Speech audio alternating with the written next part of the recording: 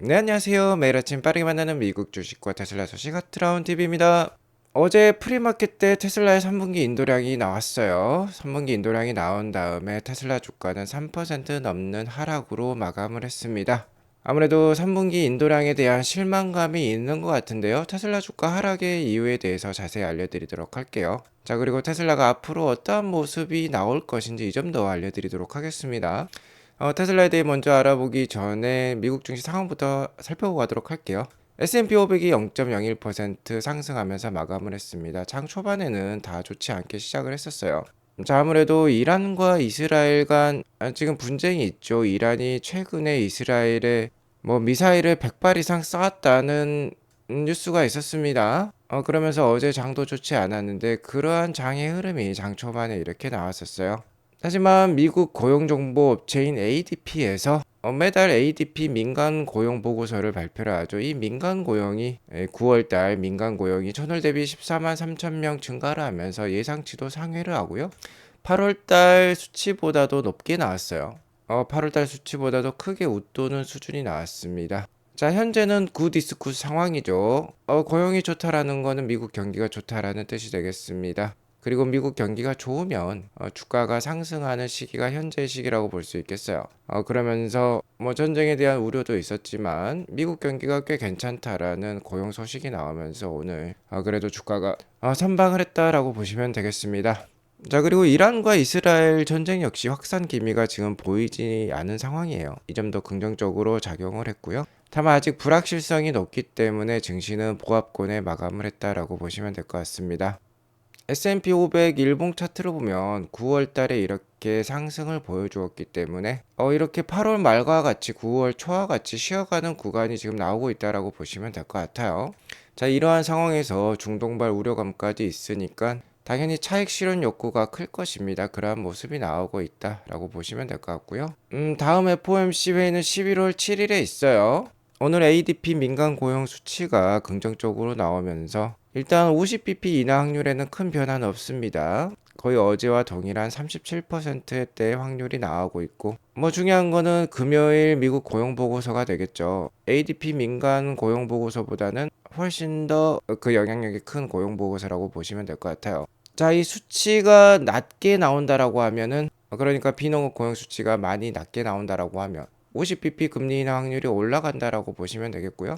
이 수치가 높게 나온다라고 하면은 고용 상황이 괜찮다라는 뜻이 되겠죠. 미국 경기가 괜찮다라는 뜻이 되니까 이 50bp 금리 인하 확률은 더 내려갈 것입니다. 투자에 참고하시기 바라겠고요. 금일 테슬라는 3.49% 하락한 249불로 마감을 했어요. 아무래도 오늘 시장 전반적으로 좋은 모습을 보여주었기 때문에 테슬라만 유독 하락한 것은 뭔가 다른 이유가 있었다라고 보시면 될 것 같은데요. 역시나 금일 3%대 주가 하락에 가장 큰 영향을 준 것은 역시나 3분기 인도량 발표가 되겠습니다. 어제 프리마켓 때 오후 10시에 발표가 되었었죠. 제가 발표가 되자마자 자, 이런 식으로 유튜브 알람으로 내용을 보내드렸어요.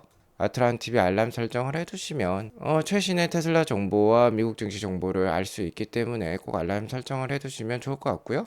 자, 금일 테슬라 주가를 하락시킨 주범인 3분기 인도량 발표에 대해서 알아보도록 하겠습니다. 일단 생산량은 약 한 47만 대 수준까지 나왔어요. 인도량은 이것보다 약 한 7천 대 못 미친 46만 한 3천 대 정도가 나왔습니다. 자, 일단 시장 컨센서스를 초과했다라고 볼 수 있겠어요. 시장 컨센서스는 오피셜 기준으로는 46만 2천 대 수준이었습니다. 테슬라 IR팀에서 공식적으로 발표한 컨센서스가 46만 2천 대였고 실제 인도량은 46만 3천 대 가까이 나왔어요. 자, 그러니까 약 한 1000대 정도 시장 컨센서스를 비트한 수치가 나왔다라고 보시면 될 것 같습니다. 컨센서스를 넘어섰으니까 나쁜 수치가 아니라고 볼 수 있겠죠. 꽤 괜찮은 수치가 나온 거예요. 자, 그리고 전분기나 전년 동기를 비교를 해봐도 괜찮은 수치였습니다. 전분기에 44만 4천 대를 인도를 했던 테슬라인데 전분기 대비 4% 정도 증가한 수치. 자, 그리고 전년 동기라고 볼 수 있는 2023년 3분기보다도 6% 정도 증가한 수치였습니다. 막대가 더 길죠. 자, 그리고 역대 다른 3분기와 비교해 보더라도 발전된 수치를 보여주고 있어요. 역대 3분기 사상 최고 기록을 보여주었던 이번 3분기였습니다. 다만 테슬라를 바라보는 기대는 항상 높은 법이에요. 자, 그동안 이렇게 수직 상승해왔던 전년 동기 대비 성장률이 약간은 그 기울기가 낮아진 모습이 있다라고 볼 수 있겠죠. 매년 뭐 두 자릿수 이상의 퍼센트지, 두 자릿수 퍼센트지 이상의 그런 상승을 보여주었는데 뭐 한 자릿대라고 볼 수 있으니까 좀 실망감이 있는 것 같고요.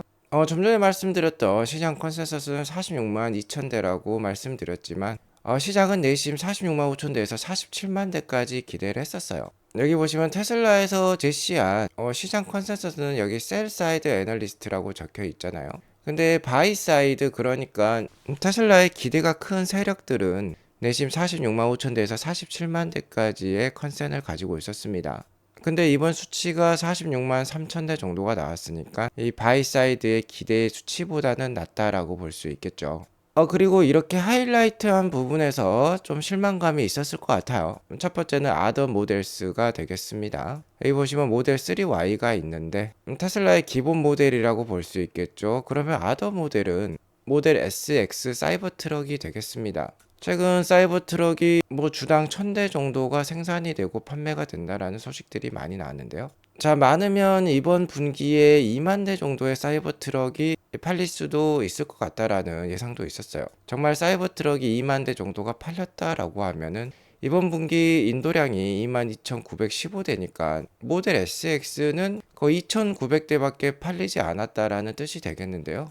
사이버 트럭이 절찬리에 판매되고 있는 반면에 모델 SX가 잘 안 팔린다라는 뜻이 되겠습니다. 아무래도 수익성이 모델 3Y보다는 모델 SX가 좋기 때문에 이러한 점은 좀 우려 요소로 남을 수가 있는 것이 되겠죠. 자, 워낙 모델 Y의 상품성이 좋고 모델 Y는 이미 글로벌 베스트셀러로서 작년에만 120만 대가 넘게 팔렸었죠. 자, 모델 Y의 경쟁력, 그리고 모델 3가 리프레시 되면서 경쟁력이 워낙 많이 올라왔기 때문에 모델 SX가 잘 안 팔리는 것 같아요. 어쨌든 이 부분에서 있어서도 2분기 인도량이 아더 모델스가 21,500대였는데 거의 한 1,400대밖에 증가를 하지 못했어요. 자, 그러니까 하이엔드 모델에서 그렇게 큰 성장이 없었다는 점이 좀 실망감으로 작용한 것 같습니다. 자, 그리고 두 번째는 이 ESS 메가팩 실적이 되겠어요. 6.9기가와트시를 고객사에 제공을 하고 설치를 했다, 그러니까 디플로이 했다라고 나오고 있는데요. 자, 그래프로 보면 이러한 모습입니다. 3분기 자, 괜찮은 긴 막대가 하나 나왔어요. 전반적으로 보면 이 우상향 성장 추세를 이어가고 있다라고 볼 수 있겠습니다. 다만 전분기였던 2024년 2분기가 특출나게 좋았어요. 갑자기 9.4기가와트시가 이렇게 나왔었습니다. 근데 이번 분기 전분기보다 이렇게 낮아지는 수치가 나왔기 때문에 좀 실망감이 있는 것 같습니다. 자, 그러나 강력한 성장세는 여전하다라고 볼 수 있겠어요. 전년 동기랑 비교하는 게 맞아요. 실적은 매 분기마다 계절성을 띠기 때문에 그렇다라고 볼 수 있겠는데 전년 동기 대비 실적은 73% 증가하면서 좋은 성장 추세를 이어가고 있습니다.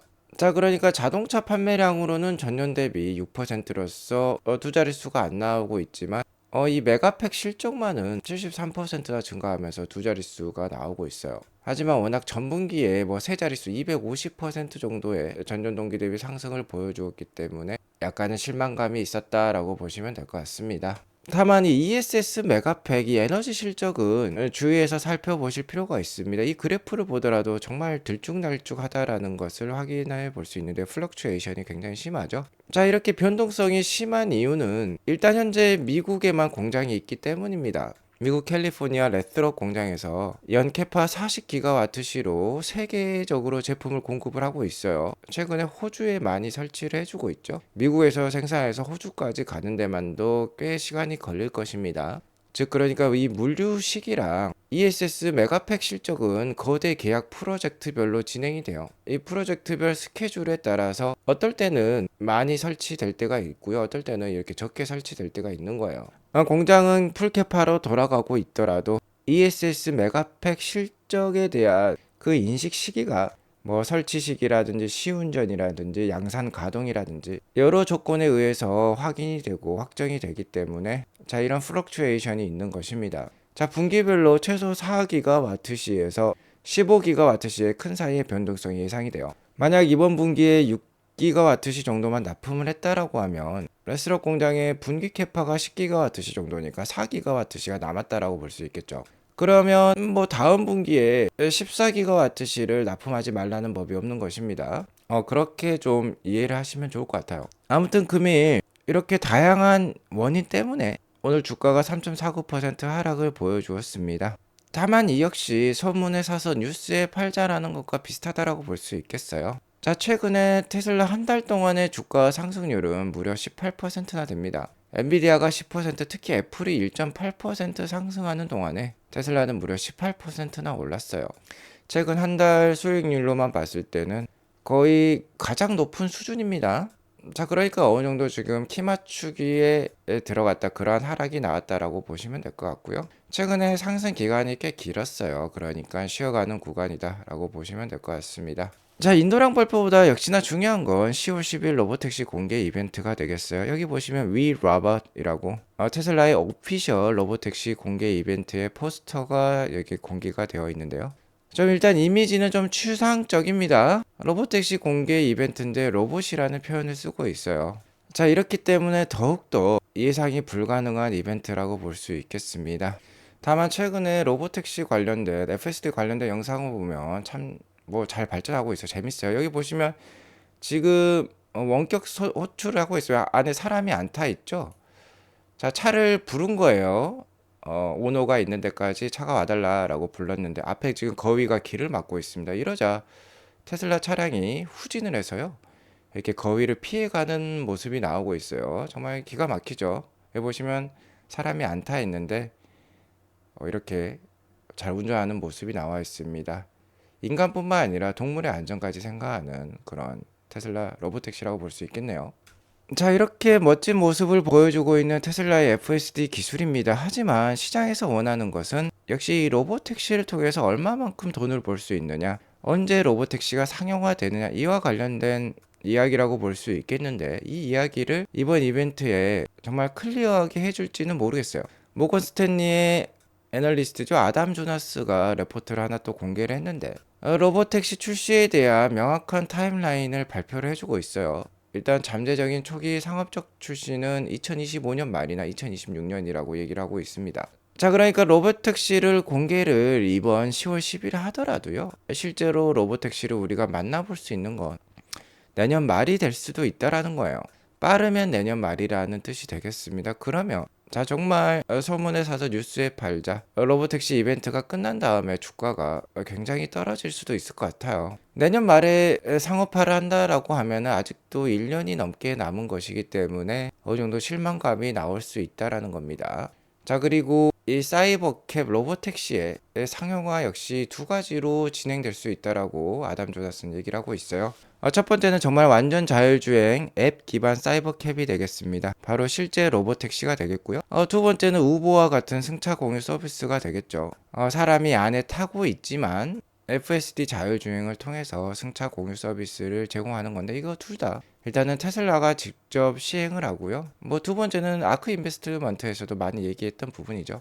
뭐 향후에 정말 현재 글로벌에 퍼진 700만 대에 달하는 테슬라의 플릿이 국가별 로보택시 인증을 받고 사업이 가능하다라고 하면은 그때서는 이 두 번째와 같은 서비스는 없어진다라고 볼 수 있겠죠. 테슬라 차량을 가지고 있는 모든 오더가 로보택시 사업주가 될 수도 있다라는 뜻이 되겠습니다. 하지만 이거는 시간이 많이 걸릴 것 같아요. 어쨌든 중요한 점은 내년 말이 되면 실제 미국에서 이 사이버캡이 돌아다니면서 돈을 버는 모습을 확인해 볼 수 있을 것 같습니다.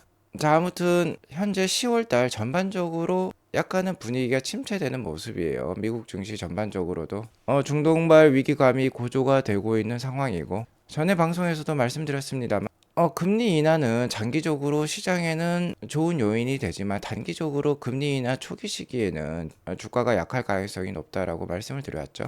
거기에 더불어서 테슬라가 이번 10월 10일 로보택시 공개 행사에서 이 초기 상업적 출시 시기를 좀 뒤로 늦춘다라고 하면은 일단 단기적으로 테슬라 주가 좀 부침이 있을 수 있겠습니다.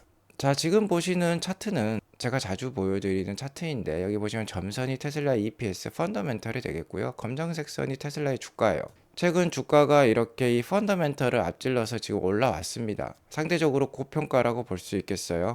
현재 테슬라의 EPS가 2.5불 정도를 보여주고 있는데 연간 기준입니다. 현재 주가가 250불이니까 거의 PER 지수가 100배에 이르렀다라고 볼 수 있겠죠. 자, 이러한 상황에서 자, 금일과 같은 인도량 발표는 당연히 고평가 우려가 제기가 되면서 주가가 3%대 하락을 보일 수 있는 빌미를 제공한다라고 볼 수 있겠습니다. 다만 인도량과 실적 그리고 로보택시 공개 이벤트 이후에 정말 실망감이 커진다라고 하면 주가가 하락을 할 수 있겠는데요. 마지막 기회의 장이 될 수 있다라고 저는 생각을 합니다. 10월 10일에 정말 뉴스에 팔자라는 분위기가 형성이 된다라고 하면은 주가가 200불대 초반까지도 하락을 할 수 있겠죠. 자, 하지만 2025년부터는 테슬라는 턴어라운드 합니다. 이미 미국은 금리 인하에 돌입을 했습니다. 금리 인하에 돌입을 했다라는 건 테슬라와 같은 경기에 민감한 회사에게는 호재가 될 수 있어요. 자, 그리고 내년 상반기부터 추가 ESS 공장, 상하이 공장이 가동되기 시작할 것입니다. 그러면 당연히 ESS 메가팩 실적은 2배로 껑충 뛸 수 있겠죠. 자, 그리고 내년부터 신규 저가 모델까지 나올 예정에 있어요. 그러면 테슬라의 인도량은 당연히 200만 대를 넘어서는 수준을 보여줄 것입니다.